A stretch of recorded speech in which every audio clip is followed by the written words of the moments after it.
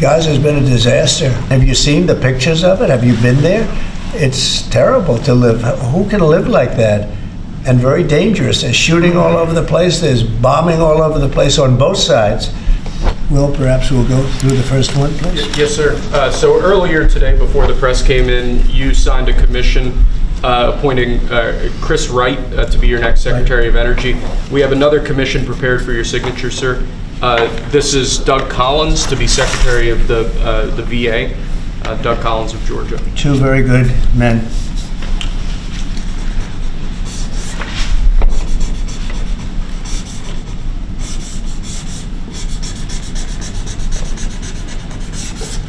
Okay. Thank you, sir. Next up, in light of numerous actions taken by a number of bodies of the United Nations which exhibit a deep anti-American bias, we have an executive order prepared for your attention that would withdraw the United States from the UN Human Rights Council, would withdraw the United States from the UNRWA, which is a refugee organization, and would also review American involvement in UNESCO, which has also exhibited anti-American bias.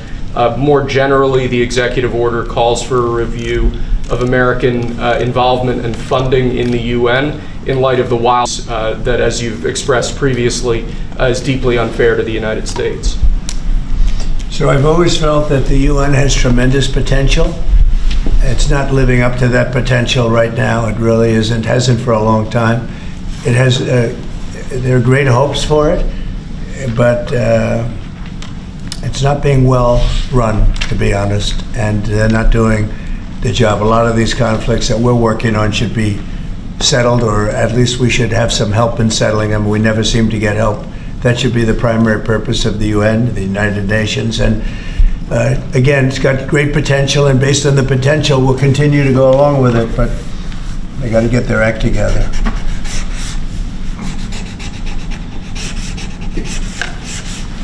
What would they need to do, sir, to get their act together? Well, they got to be fair to countries that deserve fairness.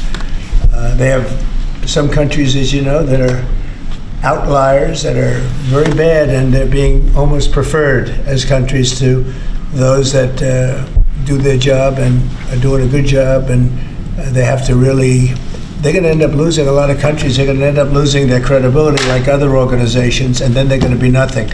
The potential of the United Nations, and not everybody agrees with me on this, the potential of the United Nations is fantastic if properly run.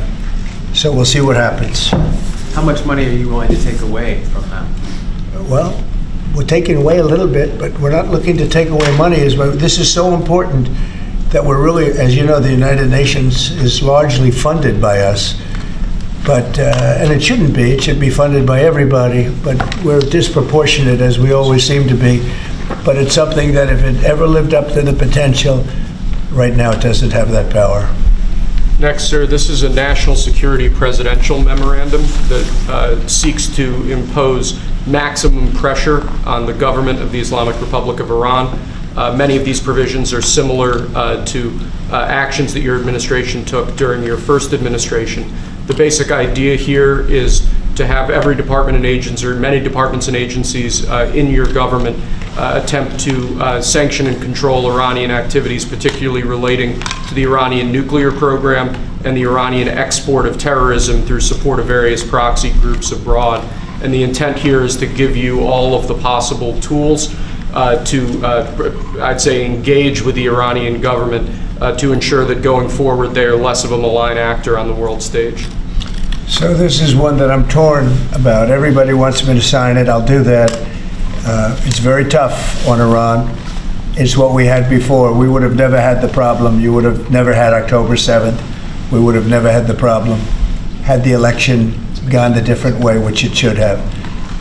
But this one, I think, more than made up for it. I think we're doing things, and it shows that more than made up for it, much more historic. The Iran situation, hopefully, I'm going to sign it, but hopefully we're not going to have to use it very much.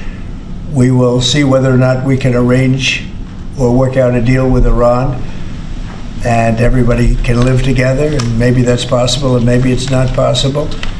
So I'm signing this, and I'm unhappy to do it, but I really have not so much choice because we have to be strong and firm, and I hope that it's not going to have to be used in any great measure at all. It'd be great if we could have a Middle East and maybe a world at total peace. Right now you don't have that. When I left, you had peace all over the world, and now you have the world is blowing up. As you know, Bibi is coming in to see me later. Others are coming in to see me. We'll see what we can do. But I'm signing this, and hopefully it will be a document which won't be very important, will hardly have to be used. So what kind of deal would you be prepared to make? Well, we're going to see. I mean, we're going to see. They cannot have a nuclear weapon. With me, it's very simple. Iran cannot have a nuclear weapon. Do you support We don't want to be tough on Iran. We don't want to be tough on anybody, but they just can't have a nuclear weapon. Do you Mr. support President, are you going to retaliatory- engage in conversations with your counterpart in Iran? I would. Do you want to block the sale of Iranian oil to other nations? Well, we have the right to do that, and that's what I did before, and they had no money. They wouldn't have had the money for Hamas or Hezbollah or anybody else. It could have been solved. This thing, it just, if things went the way they should have, this would have Do you think been. Iran is to developing a nuclear weapon? I think they're close. I think they're close. They're too close. But again, you could go back 4 years, I would have said they would have had it during this intervening period. But they're pretty close, Peter. And why say that you're unhappy to sign it if it's Iran and their proxies who have threatened to retaliate against you and your team by killing you guys for taking out Soleimani? Well, they haven't done that, and that would be a terrible thing for them to do. Not because of me. If they did that, they would be obliterated. That would be the end. I've left instructions. If they do it, they get obliterated. There won't be anything left. And they shouldn't be able to do it. And Biden should have said that, but he never did. I don't know why. Lack of intelligence, perhaps. But he never said it.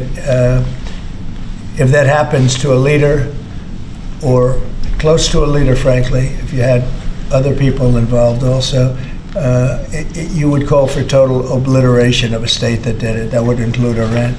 So I'm signing this, and it's a very powerful document, but hopefully we're not going to have to use it. Mr. President, if the Prime Minister today were to ask your help in striking at Iran's nuclear facilities to prevent the kind of progress towards a nuclear weapon, would you give him the green light? Would it either to do it himself or for the U.S. to participate with him? I don't know that that's what he's going to be asking for. I have no idea that it is. You're telling me.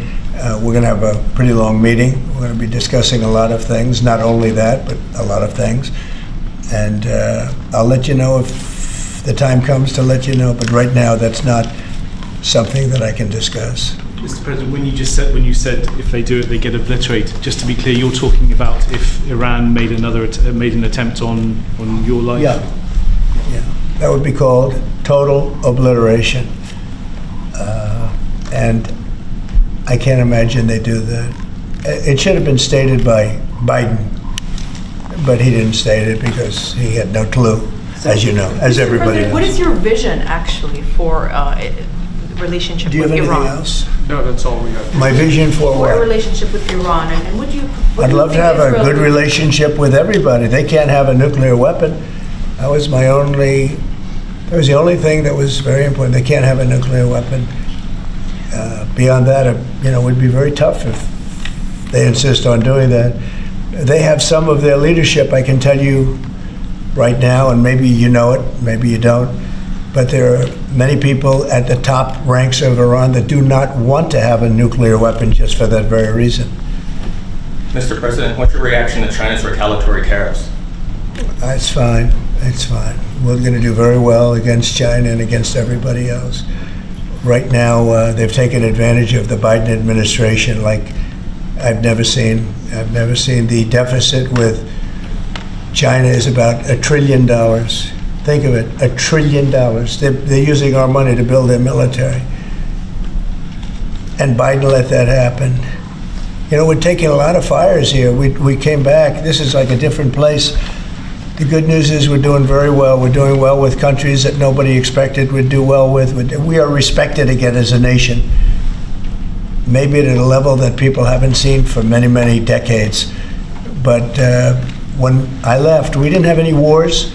I defeated ISIS, 100% of the ISIS caliphate, and now the world seems to be ready to blow up, but we'll see if we can stop it. Mr. Have you reached out to the Iranians about any kind of deal? Say it. Have you reached out to the Iranians about any kind of deal to start those I would discussions? reach out. I mean, I have nothing. I say I'm one that doesn't care whether I reach out or they reach out. A lot of people say, let them reach out, sir. And to me, it doesn't matter. It's just talk. But I want to see everybody do well. I want to see great countries, and I want to see peace in the Middle East and elsewhere. We're also working very hard with respect to Russia, Ukraine. That's a bloodbath. It's a total bloodbath. What's going on there is incredible. What's going on with the soldiers, young soldiers being killed by the thousands. I mean, literally by the thousands. And we want to see if we can get that stopped. And I think we've had some very good talks. Any update on when you would speak to President Xi, sir? Any update on when you would speak to President Xi? No, we'll speak to him at the appropriate time. I'm in no rush. At the appropriate Do you think that President- conversation can lend itself to the type of freeze that it meant for the tariffs for Canada and Well, we'll Mexico? see what happens. I mean, well, there's a short-term freeze with Mexico, and, as you know, and with Canada. But they've agreed to be very, very strong on the border, stronger than they ever were by far, by a factor of about 30. And in addition to that, as you can see, we've been strong because we've had numbers like you've never seen before. I mean, the border is now closed, really closed. And with that being said, we're letting good people come through, and we want good people to come into our country. But the border is closed. In your President Trump, talks with Prime Minister Netanyahu today, do you intend to press him about how many deaths there have been amongst Palestinians? Are you concerned about that death? I talk about that too. You know, both sides mean a lot. I talk about that. I talk about the other side. I talk about everything. What's your main message to him today during your meeting? Well, I'm here to listen. He's here to see me, and I'm here to listen. So, Will you continue not to much of a press? message. Will At you the right continue- time, I'll give him my Mr. message. President, will you continue to press for this idea? Take some look. The Gaza thing has not worked.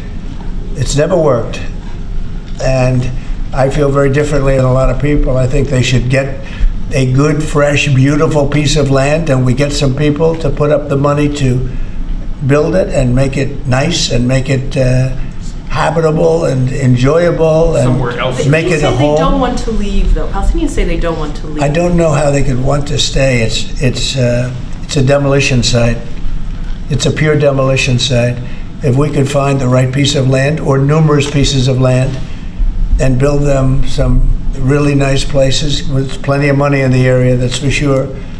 I think that would be a lot better than going back to Gaza, which has had just decades and decades of death. Where would those pieces of land be? Well, if they those could Arab be in countries Jordan, don't want and they to could be in Egypt, and they could be in other places. You could have more than two, more than one, but you could have more than two, and you'd have people living in a place that could be very beautiful and safe and nice. Gaza's been a disaster for decades. Would the U.S. pay for that?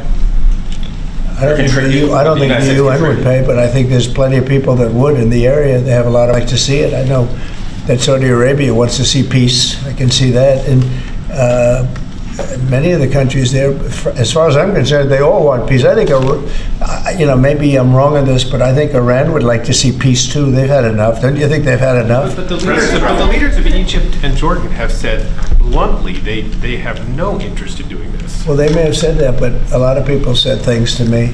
They said they wouldn't take anybody back in Venezuela, and right now they're flying them right back into Venezuela. And a lot of people, and they're doing the right thing in Venezuela. The Panama Canal is an active discussion right now. They said things about that, and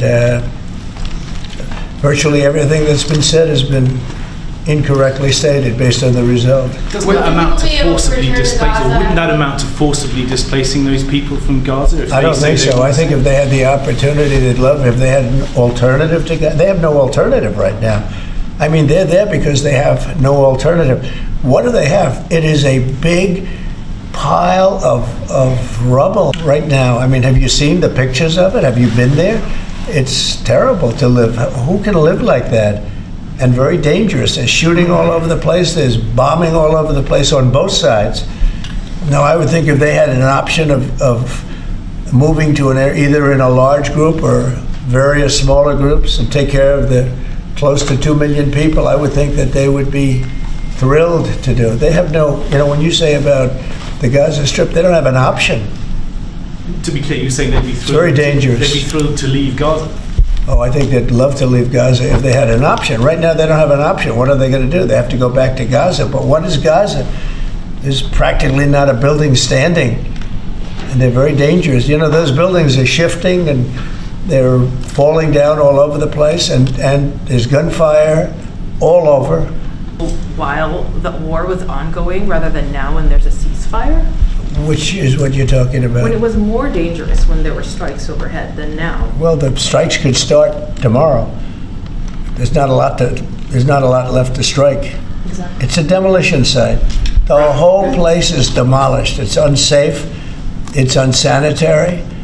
It's not a place where people want to live. Mr. President. Nobody's got. They have no alternative but to go back. If we gave them an alternative of living in a beautiful open place with some, nice quarters there, nice housing of sorts, and we have the money in the Middle East to build that. Do you support Israelis actually moving back and creating buildings? Not necessarily, no. I just support cleaning it up and doing something with it, but it's failed for many decades.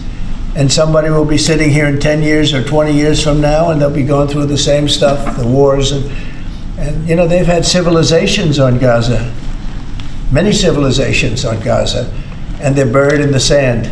Secretary It Rubio. doesn't seem to work. Secretary. Thank you, sir. On Elon Musk, how often are you talking to him? And have there been ideas that he's brought to you that you've said, oh no, wait a minute, this is going a little too far? Well, many ideas, but look, he's done a great job. Look at all the fraud that he's found in this U.S. AID. It's a disaster what the people, radical left lunatics, they have things that nobody would have even believed. The whole thing with $100 million spent on you-know-what, with money going to all sorts of groups that shouldn't deserve to get any money, with the money. I'd like to see what the kickbacks are about, and I read about, and I see every night on the news and every morning when I read the papers. Who would spend money for that? I would say this, the people that got all that money, are they kicking it back to the people that gave it from government? No, that's, to me, very, very corrupt. The real question is, how much of a kickback has there been? And one of the things I want to investigate rapidly, because I've never seen anything to this extent, the train that's being built between Los Angeles and San Francisco, project I think I've ever seen, and I've seen some of the worst. Billions and billions, hundreds of billions of dollars over budget. In fact, I read where you could take every single person that was going to go on the train and get the finest limousine service in the world and take them back and forth with limousines, and you'd have hundreds of billions of dollars left over.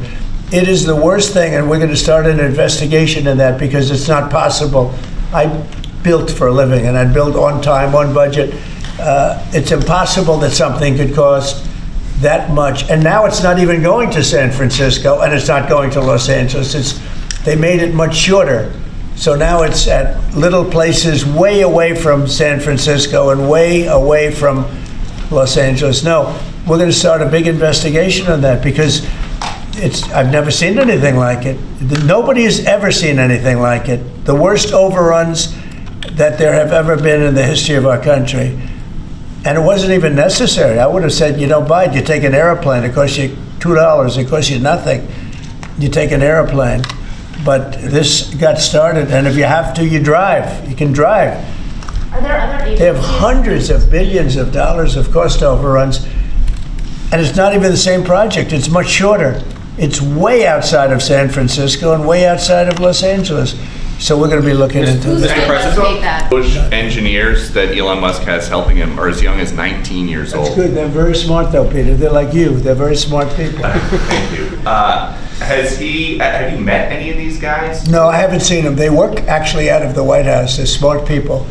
Unlike what they do in the control towers, where we need smart people, we should use some of them in the control towers, where we were putting people that were actually intellectually deficient. That was one of the qualifications, is you could be intellectually deficient. No, we need smart people. Some are young and some are not young. Some are not young at all, but they found great things. Look at the list of things. Maybe I'll do it tomorrow. I'll read off a list of 15 or 20 things that they found inside of the USAID. It has to be corrupt. Nobody could approve that. They could only approve that if they were getting kickbacks. And you're talking about hundreds of millions of dollars. And it sounds like you're going to wind down USAID.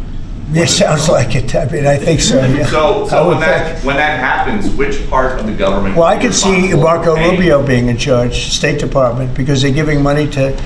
I mean, some of the money is well spent, I guess, but much of it is really fraudulent. And on the Education Department, why nominate Linda McMahon to be the Education Department Secretary if you're going to get rid of the Education Department? Because I told Linda, I hope you do a great job and put yourself out of a job.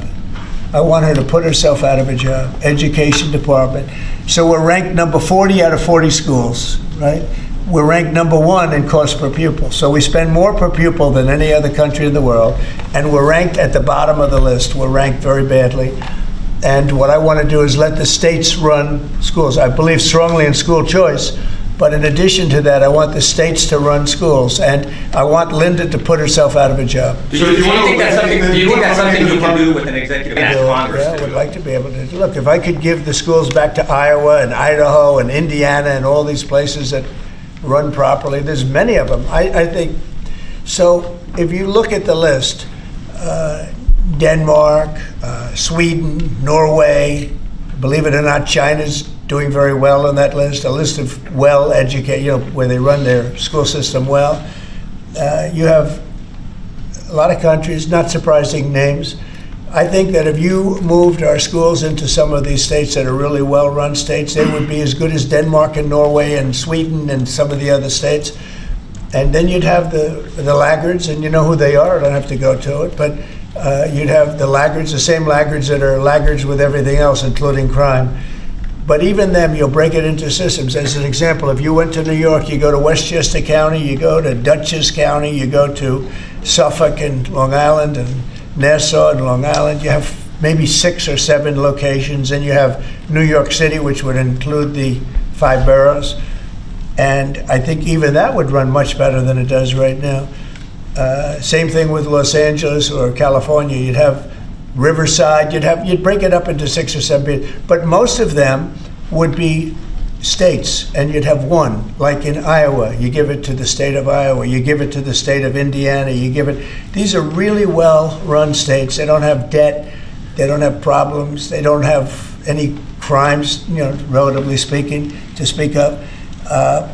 And you would have education that would be the equivalent of Norway and Denmark and various other places that are at the top of the list. So we're at the bottom of the list, and we're the most expensive. We're at the top of the list when it comes to cost per pupil. We spend more money per pupil than any other nation in the world, and yet we're rated number 40.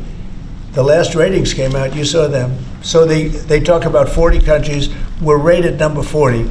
And I say that if we did this, we would go 20, 30 notches up. We could do great. And we would have some of the best districts in the world. But are you looking to do that with an executive order, sir, or do you need to work with Congress? Well, there are some people that say I could. I think I'd work with Congress. I think we'd have to work with the teachers union, because the teachers union is the only one that's opposed to it. Nobody else would want to hold them back. Look, we have to tell the teachers union, we're rated last in the world in education of the top 40.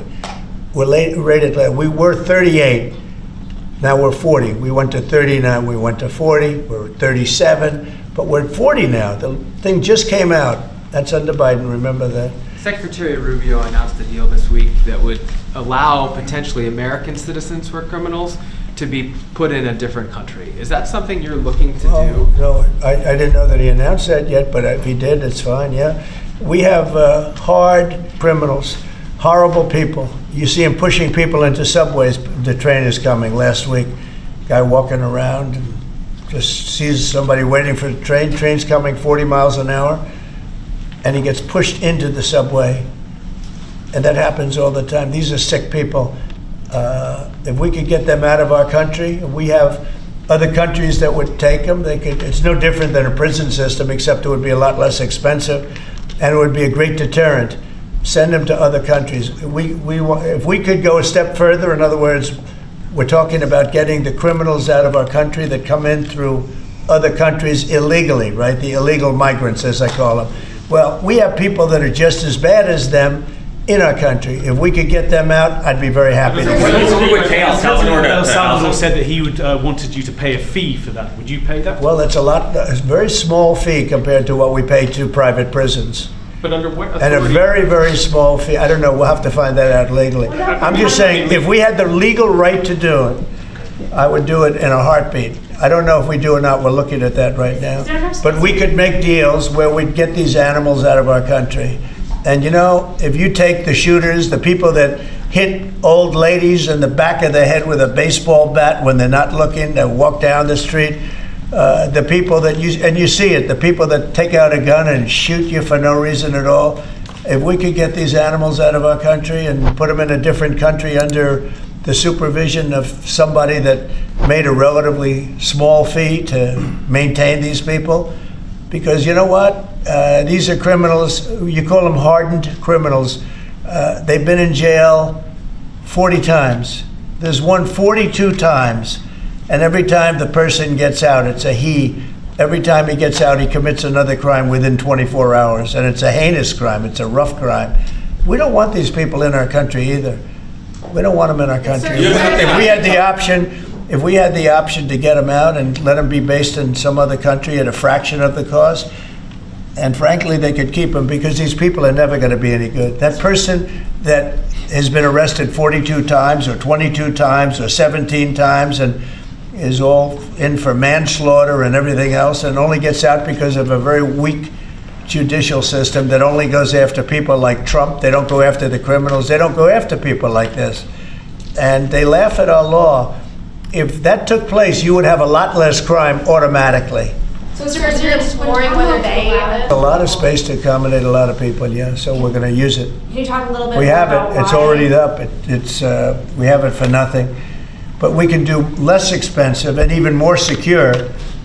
We've had other countries come to us saying, we would love to do that. We would love to take your criminals and we'll maintain that. We'll be their jail. And I'm only talking for the most severe cases. Like, I watched that guy on tape pushing the man into the subway last week. That man that did that is a real bad guy. Many, many arrests. And do you think you're going to convince him someday to be good and a wonderful, wonderful citizen for our country? It's never going to happen. I want to get those people out. I'd love to get them out along with the illegal migrants. The migrants are rough, but we have some bad ones too. I'd like to get them out. It would be all subject to the laws of our land, and we're looking at that to see if we can do it. What other countries have offered to take American citizens? Say it? What other countries have offered to take these American citizens? Numerous, to many. And Marco brought it up today. I'm glad he did, because a lot of people are thinking it. When I watch some of the crimes being committed in New York City and Chicago, look at Chicago, the volume of crime that they have and the viciousness of the crime. These people are horrible people. And if somebody thinks they're going to be wonderful citizens someday, they're wrong. It's not going to happen. It's not going to happen. They're bad. These are hard, tough criminals. In many cases, they're crazy. They're absolutely crazy. But they're very dangerous. If I could get them out of the country and be in some other country, private prison, or to, put them in one of our prisons that cost even more money, I think it would be great. I'd love to get them the hell out of our country. Thank you very much, everybody. President Trump, Let's go. who's going to win the Super Bowl? Thank you. I don't want to say, but there's a certain quarterback that seems to be a pretty good winner. And just last one, because you mentioned it many times. What do you think about Joe Biden signing on with a talent agency? You got to be kidding.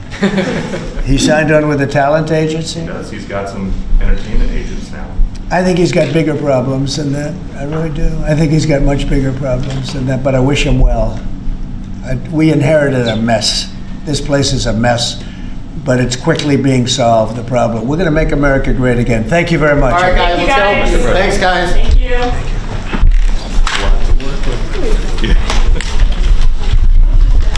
Let's go, guys. Thank you all.